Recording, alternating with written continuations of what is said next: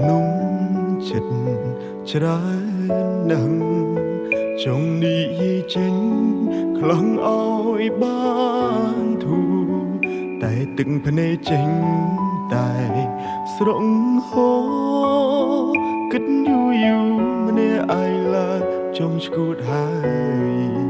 គ្មានអ្នកខលពីសុខទុក្ខរបស់ខ្ញុំទេគ្មានអ្នកណាស្ម័គ្រក្បែរជួយទាញខ្ញុំក្រោកឈរឡើយខ្ញុំសែនស្មុគស្មាញខ្លាំងណាស់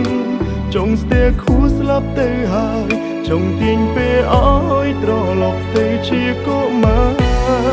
អាយុកាន់តែច្រើនសំពាធកាន់តែធំទុកសោកប្រមកផ្ដុំបង្កើតជាបញ្ហាជំងឺបាំងទឹកចិត្ត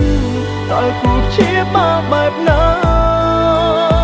ហូរទឹកនេត្រាហត់នឿយខ្លាំងដល់ហើយអាយុកាន់តែច្រើនសំពាធក៏កាន់ទ្វេបញ្ហាចូលហើយតែរួចតែជួបទុំអិនស្បើយគ្មានអ្នកចាំលើកទឹកចិត្តក្រៅពីខ្លួនឯងឡើយជីវិតអើយងងឹតឈឹងគ្មានគោលដៅ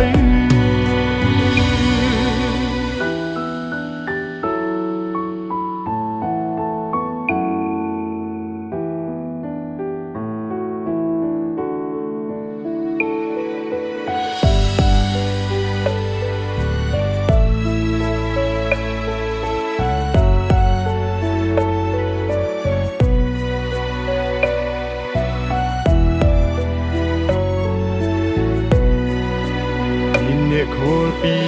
សុខទុក្ខរបស់ខ្ញុំទេគ្មានអ្នកណាស្ម័គ្រក្បែរជួយទាញខ្ញុំក្រោកឈរឡើយខ្ញុំសែនស្មុគស្មាញខ្លាំងណាស់ចង់ស្ទែខួរស្លាប់ទៅហើយចង់ទាញពេលឲ្យត្រឡប់ទៅជាកុមារអាយុកាន់តែច្រើនសំពាធកាន់តែធំ